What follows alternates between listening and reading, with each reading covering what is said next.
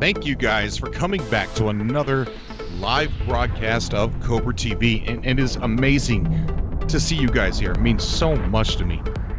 I've been a part of communities before when games are being released, one of them being Rockstar's GTA 5 and a few others here and there.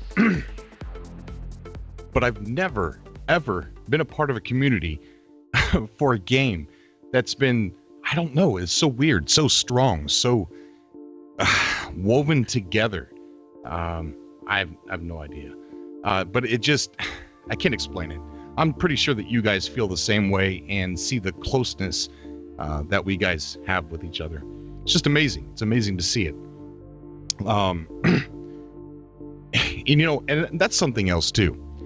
The subcasts that I put online, sometimes there's children on the subcast, which Cobra TV never used to be, but is now a general audience channel. And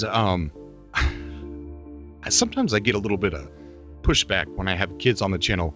I look at it like this: there's no age requirement to be a part of this amazing community and to be excited about No Man's Sky and to be just a big fan and wanting to play this game.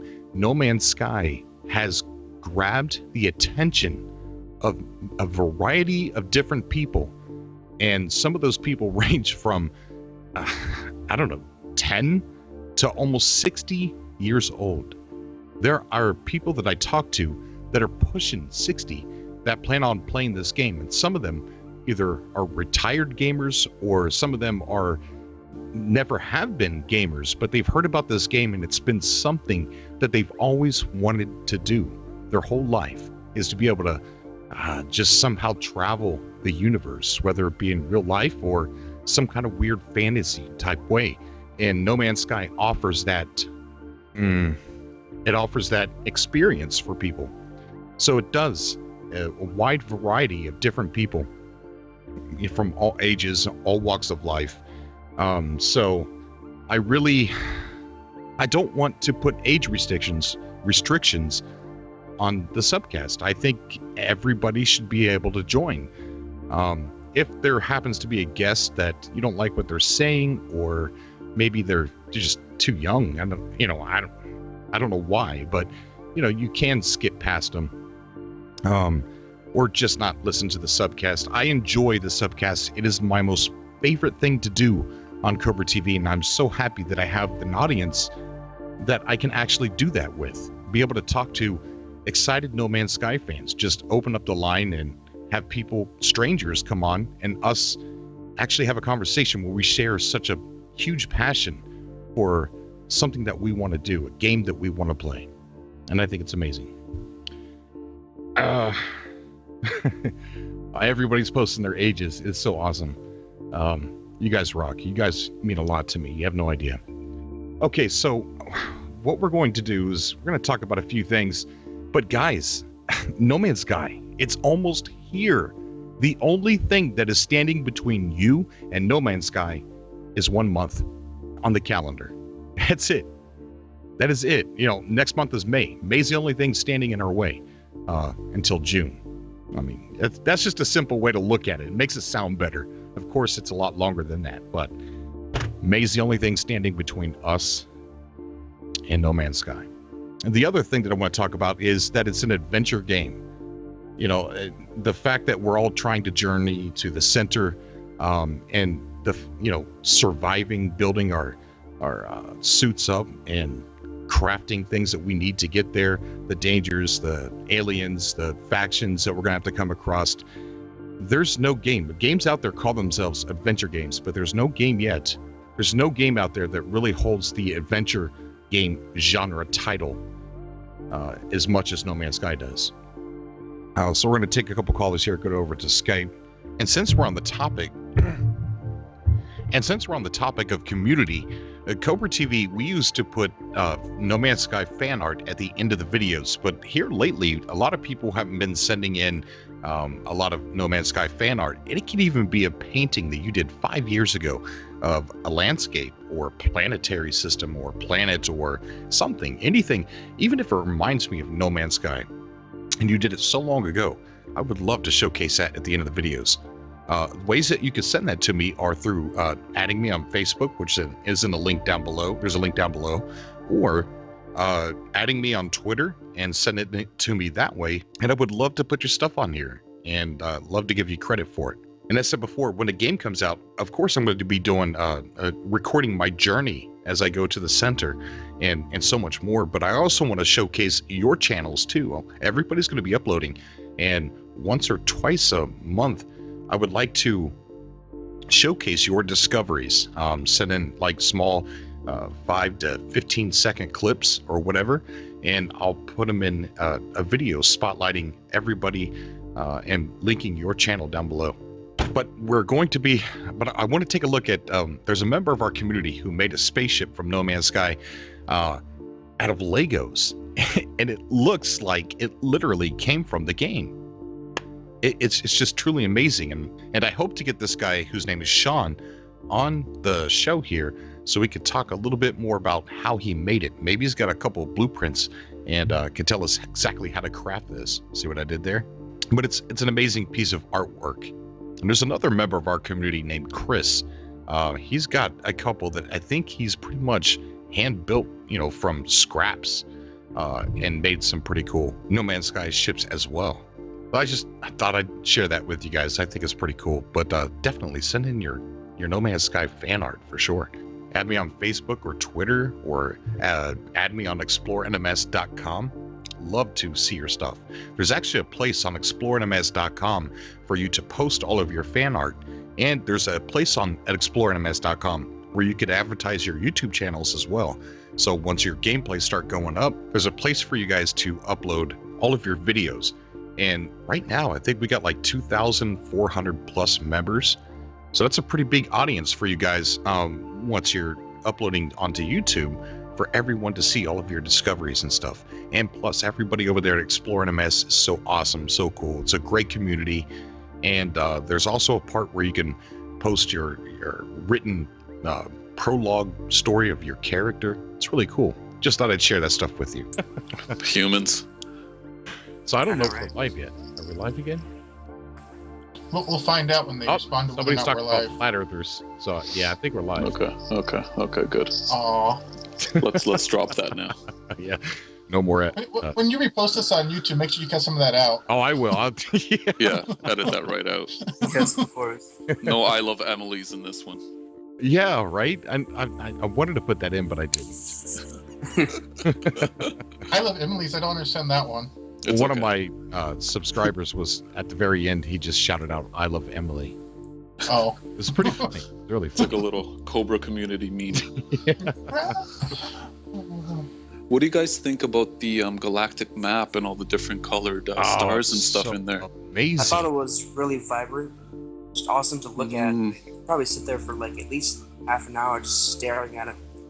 I'm hoping Yeah. I find a galaxy or solar system that... Just the solar system. I get it Right. mixed up because I got it mixed up, but I hope I find a solar system with 2 stars. Yeah, there'll definitely be binary star systems. Yeah. He said he wants to do like more traditional sci-fi-esque. So I'm pretty sure there's gonna be that somewhere. Mhm. Sure, someone posted on YouTube or like maybe a screenshot or something. Right. For sure. He pretty much said if it's on a sci-fi book cover, it's got to be a No Man's Sky. Yeah, So, pretty Yeah, much. like the Star Trek the beaming. Here's Mhm. a good... here's a good fact that a lot of people haven't realized. Apparently when they redid Pluto's classification as a planet, they decided to make the moon basically a planet. So basically all moons in our solar system are considered planets based on the way that they did it, as long as they're round and they have eliminated most of the asteroids in space. Yeah. So we're basically a binary planet system, Right. the Earth and the moon. It's no longer a moon, I'll buy that. Yeah. All right.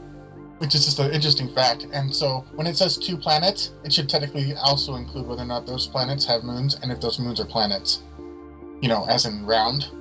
Yeah. But I'm also wondering if we'll come across really large asteroids that are orbiting around a planet, that you can land on or do things on. Because that would be wonder- interesting as well. I wonder Sure, if we'll that'll see any somewhere. impacts. Oh yeah, that would be awesome too, to have like a Right. like a Just giant like- asteroid impact the planet. And, like, Oh. giant... I'm gonna land here. Nope. Or you fly into a system just as an asteroid strikes into a planet. Yeah. Oh. That sucks. That would be interesting to witness. It'd be awesome to see at least. Hey, Trevor, how you doing, buddy? Thank you for coming on the show.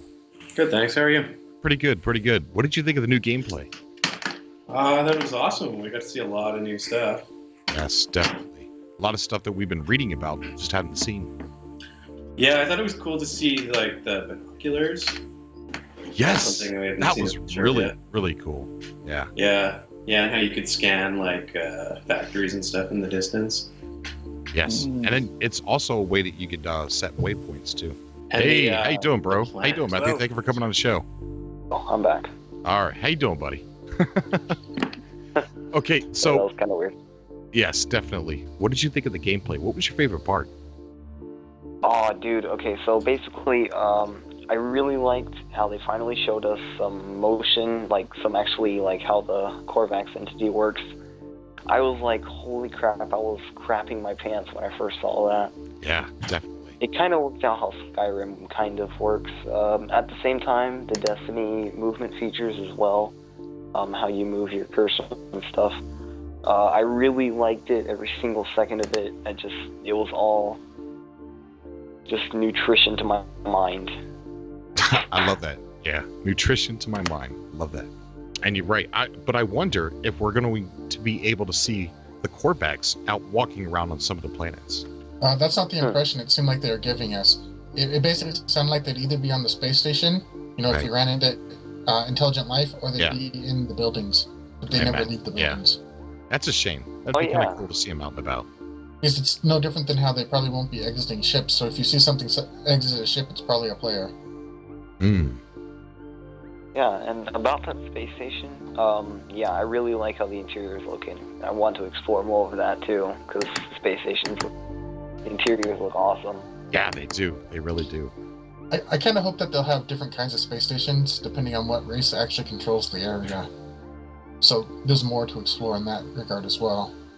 There's a lot of people. I'm not sure if any of you want building in the game to role play. A lot of people in the No Man's Sky community are going to be using No Man's Sky to role play out stories and stuff like that for YouTube. And I think the space stations are perfect. A perfect place to consider your home for your role play or for your YouTube video or story or whatever. It's already made. It's already there for you, and it's huge. A big place to park your ship. It would be nice if they had a more internal area, if you found a really big space station and then you stayed there for your story. Oh, But I'm not doing that kind of thing. I'm just wanting to explore. I want to see what there is to see because there's just tons of it. yeah. Me too. I'm not good also at for- role playing, so I probably won't be doing that. Also, for a split second, you can see as he moves his cursor over a chair that you can interact to. You can actually sit down in those chairs in the Corvax space. That is such a cool, simple little feature. I mean, like, why add it in? But at the same time, why not? In Zelda, when you sit down and it like just recharges your health, I wonder if it's one of those I wonder. features. Yeah. Well, they kind of showed that if you want to recharge your health after you've been hurt and you've been in the cold and so forth, you just stand and sleep in front of the monolith and you heal. So it's the easiest or quickest way to do so. It also buys you points with the race that it represents. Right. Yeah, that's an interesting question that Peaceful Gamer brought up about the sleeping. I immediately thought of time travel, but that seems like it would be kind of a complicated mechanic for something that they don't really claim to be a multiplayer game in the first place. Like, I wonder if they're even maybe going back on the whole multiplayer aspect of it, like running into other people, in light of that time travel aspect. Like, it really doesn't seem like those two features would align. I have sincerely felt that if anything they would go back on, it's even the tiny bit of amount of multiplayer they had in the game would be the one thing they would go back on. Yeah. I think if there is time travel, it probably involves those portals they've been showing. So you time travel back to the past and discover what the races were like previously or something, before turning I'd around be and down exiting with through that. the portal again. I would agree with that, but a long time ago he said they actually transport you to a planet towards the center. So, Yeah. I'm just pointing out what I would have done with it if I personally had done that. what you would have done. Yeah. It would have been part of the exploration for unlocking the race's language or something, or things of that nature. So Right. it was kind of like exploring the same planet, but in the past, so that your interacting with that environment differently, which would just add a bit more to the interest, the intrigue, the reason to explore. I got a question. No one, I haven't really heard anyone talk about it or write about it. Like, when they show the galactic map, how much do you think that's representing the universe? Like, if they pan out for a good, 20 seconds, what size of the game are you really looking at? And, that's one galaxy. That's just one galaxy. And then how many galaxies are there? Is that we one have no of, idea how many. So that could be, one of a billion. So, when they pan out and you're like, wow, this game is so expansive, that's just, not even 0.1%. They would kind of have to tell us how many stars or how many planets are represented in that one galaxy for us to get an idea of roughly probably how many galaxies there are based on the maximum number of planets they've suggested. Yeah. If you what I thought was interesting is that I thought it was interesting that star system that he was in only consisted of 2 planets. But it had moons. Yeah, it had moons, but moons that not you could land on. But yeah, I thought it was cool that it was just 2 planets in that whole star system. I wonder if are moons included in the calculation, the 18 quintillion? They must be. Just picking out the small stuff. Yeah, you're right. And I do too. And that's one of the things that I used to do so much. And a lot of people are to the point where they're like, Cobra, that's a rock. It's just a rock, Cobra. Move on. Oh yeah, that one time you kept replaying the freaking... Oh, that's so embarrassing. Oh well. Sorry about the dog and all.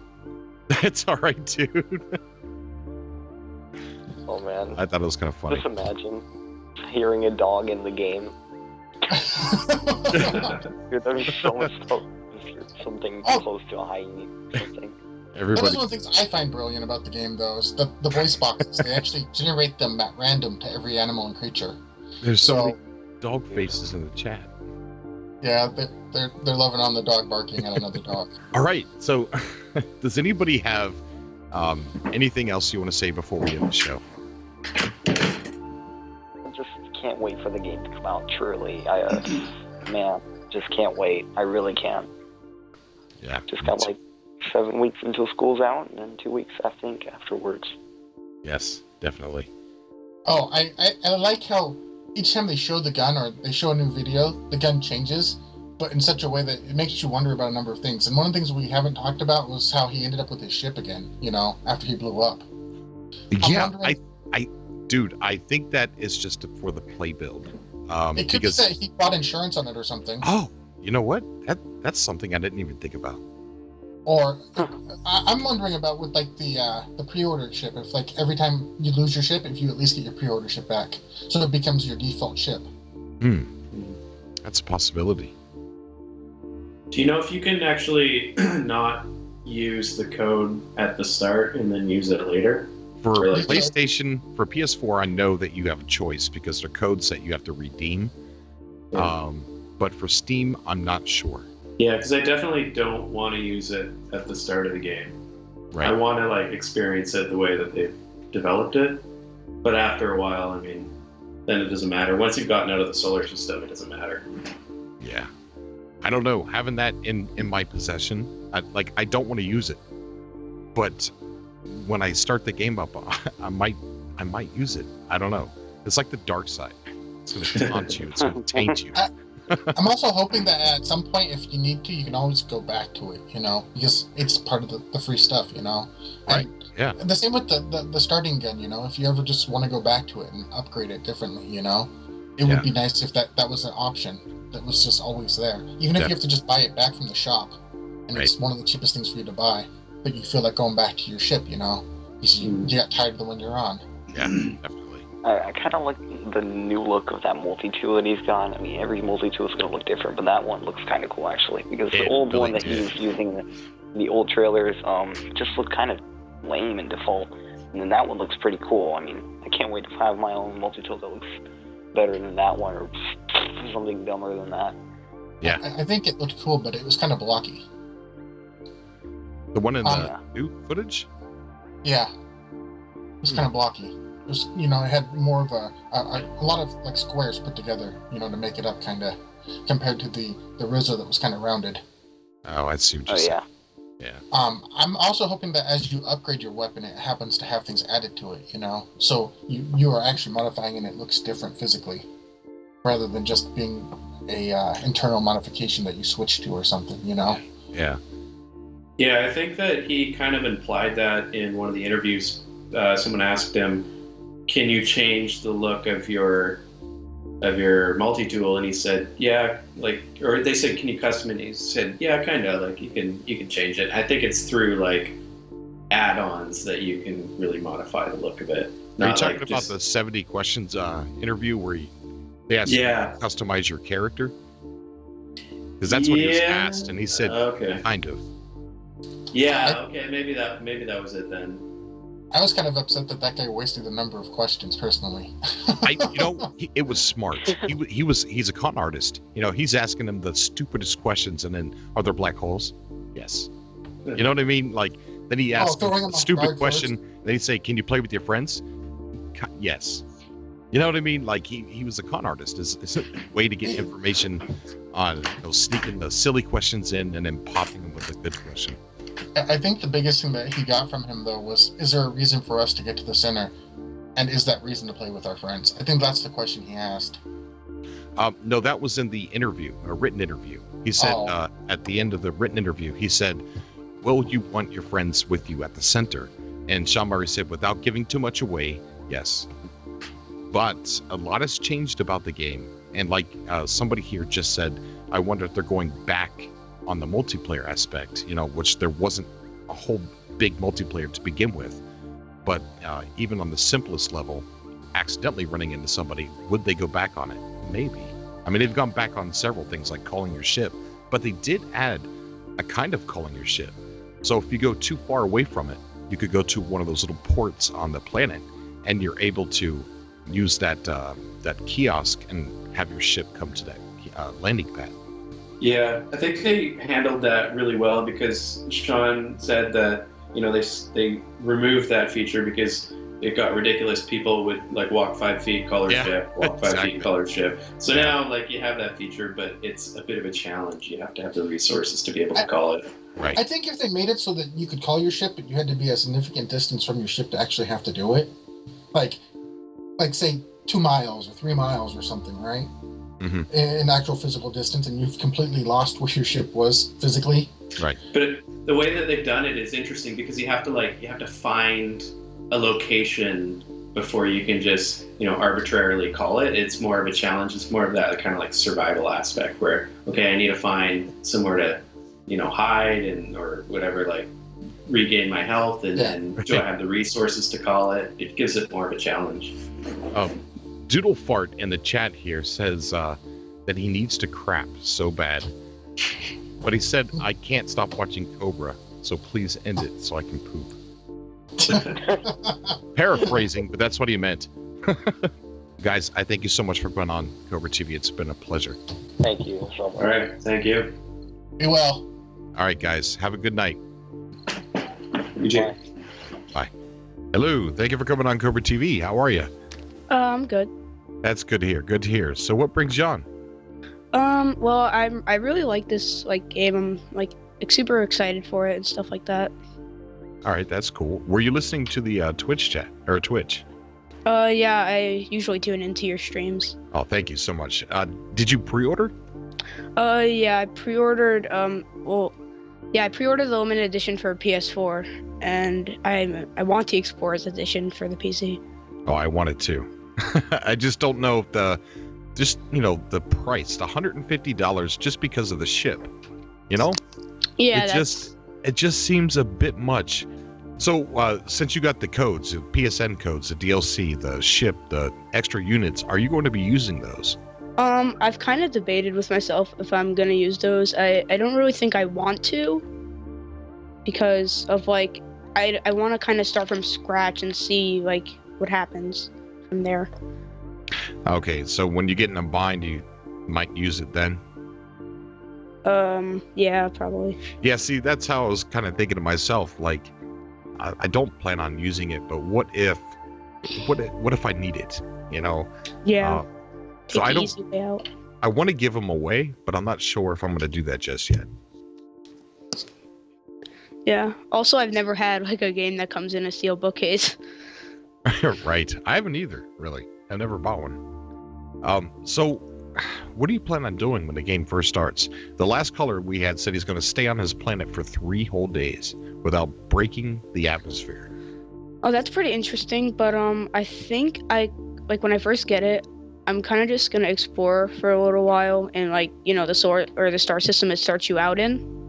Mm-hmm. For like I don't know if like you could like are you able to steal like ships? Is that? I don't know. Oh, okay. I'm not sure. I don't think so. Yeah, I think like the space pirate thing is kind of cool. I'll be in a space pirate? Yeah, like taking the ship and then selling it at like a space station or something like that. That would be pretty cool. Yeah. It would be.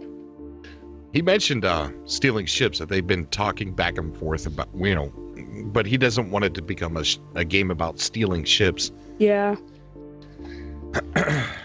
If that doesn't work out, I think I'm gonna I really like the whole naming thing. I think that's really cool. Right. The naming of the planets and animals and yeah. See, I don't know. I don't think that's something I'm going to be entirely interested in. I might not even name a whole lot of stuff. I might name planets, but I don't know. I'm so picky when it comes to names. I might if I plan on naming things, I might sit there for like 10 minutes per thing that I want to name, and I don't know if I want to play that way. Yeah, I guess. Wait, so are you able to access like Atlas, and see all the discoveries people have made, or do you have to I don't know. That might be at the center of when you reach the center, but yeah. So if the whole space pirate thing doesn't work out, I really want to explore that. That's obviously the main theme of the game. Right. Yep. Are you gonna head for the center right away, or? Not right away, but I'm gonna slowly work my way towards it. That's pretty cool. Yeah. That's probably how I'm gonna play too.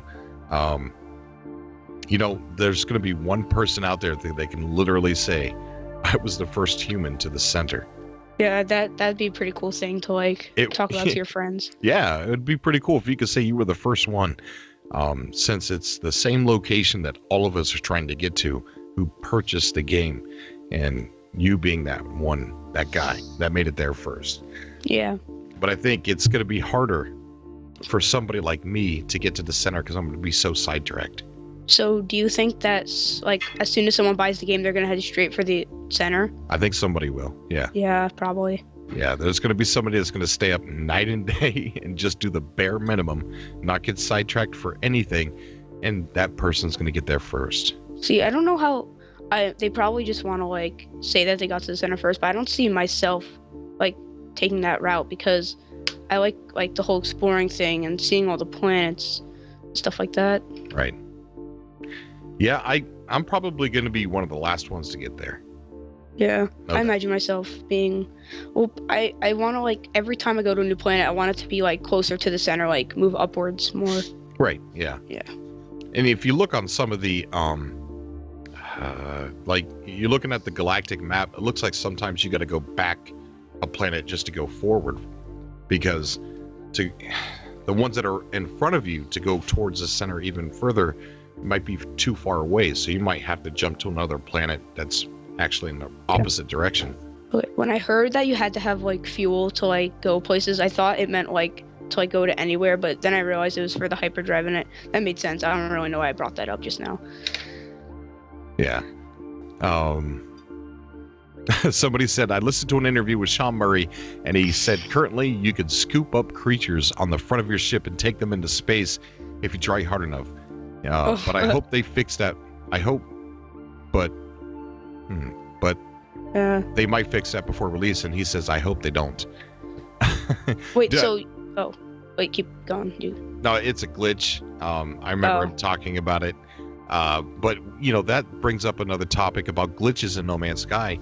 They can't fix them all. There's no way. Yeah, there's no way. I wonder how cool it's going to be for someone to start up a YouTube channel just to find those glitches and upload those glitches. Yeah. Yeah. Also, you said they were gonna restart the universe when like the game comes out, right? Right. So, wouldn't that just like make like a lot more bugs?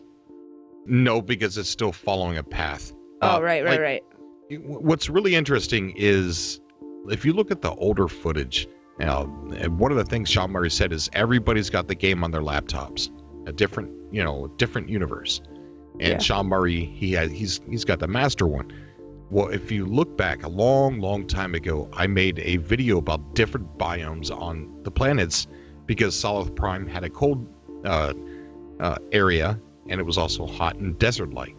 Yeah. Well, it turns out that it's not different biomes on Solith Prime. It's actually different planets given the same name from the different laptops that people were using. Well, that's pretty interesting. Right. So I think that when they reset the universe, I think it's going to be the same since everybody's universe on their individual laptops were the same except for the names per planet. Yeah. So I also heard that you could like see your friend's name on the galactic map. Is that true or false? Because It's true. oh, okay, that's cool, I guess. Yeah, because even recently, Sean Murray said, even though you can see your friend's location on the map, he said you're still not going to see him. Like, you're still not going to be able to get to your friend. And I think that's just based on how big the game is. I think the 40 to 100 hours to get to the center of the I think it's a lot longer now because they said that they could, make it longer if they wanted to. I think they did. So I think that we're just not, when we think, hey, I want to get to my friend. Yes, it's possible, but I think we're forgetting or not forgetting, but not realizing how big of a universe Sean Murray actually created. Yeah, I joked around with my friend that I was gonna like start a YouTube channel where me and him tried to find each other, and we'd be doing it for like 100 years. Oh, I'd watch it. I'd watch it in a heartbeat. Even if you guys never even succeed, I'd watch it. Yeah, it's a pretty interesting idea. Yeah, it is. And I can't wait for people to try it. Yeah. So are you going to be uploading? Yeah, I actually have a YouTube channel now. Like every Saturday I upload a video kind of like your style to yours where I talk about different things in the game. And I'm planning to like my channel is going to be overloaded with that game when it comes out. What's your channel? It's Pancake Shinobi. It's kind of hard to spell, I guess. All right, I'll check you out. Pancake Shinobi? Like Shinobi? Yeah. Okay. All right, cool. I'll check it out. All right. All right, buddy. Let me go ahead and get out the call here and see if I can take somebody else. You got any finals, anything you want to say? Not really, but thanks for having me, man. Okay, buddy. It's no problem. It's my pleasure. All right, bye. Have a good night. Voxophone, how you doing, buddy? Thank you for coming on Cobra TV. I'm good. How are you? I'm doing very good, man. We gotta try and get what we want to say pretty fast before my router kicks us off again. Yeah. Actually, lately, I've been looking at a countdown online, that has like when it's released, it also counts down to the next event No Man's Sky, like our Hello Games would be presenting it. And I realized that E3 isn't too far away from the release of No Man's Sky, and I was wondering if we were going to get like finished footage of the game, perhaps, Ooh, or if they were just gonna not attend because the game's gonna come out 5 days after. I'm almost 100% sure they're gonna attend. That's if anything, Sony will do it. You know what I mean? Yeah. Even if Hello Games doesn't do it, there's definitely going to be somebody from Sony or a major trailer or something. It's not going to go unnoticed or unspoken of, especially to boost, just the simple fact to boost the final boost for sales. Yeah, I mean, I don't know. I don't know how I feel about Sony's involvement in No Man's Sky. Like, it kind of reminds me, like in the Call of Duty community right now, one of the big issues is Activision is making the game pay to win. Right. And the companies that actually produce the games like Treyarch, Infinity Ward, Sledgehammer, all those, they don't want that, but they have to because of Activision, Yes, but I think Hello Games is a little bit different. I think that they retain most of the ownership of the project. And I don't mean that Sony owns it more than them or they own it more than Sony. More or less like say so. Because I know that Hello Games is still working off their own budget, so they're not getting paid from Sony. I'm not saying that Sony didn't give them any money for exclusive rights. Maybe they did. I don't know the industry that well to be able to say that, but I think Hello Games still has most of the say so to what goes on. Yeah. Just out of curiosity, are you playing PC or PS4? Both. Both. All right. Okay. I want to play the game at like midnight. You know, when it comes out, I want to preload it and all that. But yeah, I also want to get like the physical copy. You know, with all that. You know, all the from Amazon with like the book, the comics, the case. You know. Right. Yeah. Except I want to play it immediately, and it's cheaper to just buy like the $60 off a PlayStation. Except, like, I don't want avatars, you know? Yeah, true. I mean, with the whole, like, the Rezosu and the ship and all that with the PC, I believe, and GameStop, I don't know if I'd use that either. I don't think I would. But it's just, like, I don't know. I wish they could give me, like, something else, you know? Not avatars. Yeah, I mean, even if they mailed you, like, the physical stuff, you know, it gets delivered at your doorstep. You know, the book and the comic books. That's what they should have done, in my opinion. But the DLC stuff, nah, not interested. Really not. Yeah. I'm tempted, but I'm not interested, if that makes any sense. Yeah, honestly, like, there's, for, like, people just buy out this stuff, too, and they'll sell it on eBay, like, 3 years later. Like Titanfall and, like, Bioshock, like, games that are... Like, Bioshock is over, like, it's almost 10 years old, the original Bioshock. Yeah. And people are still selling, like, the pre-order bonuses for that game. Right. It's crazy. Yeah, it is. Yeah. I don't think that, you know, Sony is going to change this game too much. No micro change. You know, Sean Murray was just joking the other day for April Fool's joke, saying that... Oh, yeah, I saw that. Yeah. Oh, my God. That was great. That was real great. Oh, my God. Ballsy, too, because, you know, what if some people out there just didn't understand it and lost Yeah, I don't fans? know. Like, part of me almost believed it when I saw it. I was just like, great.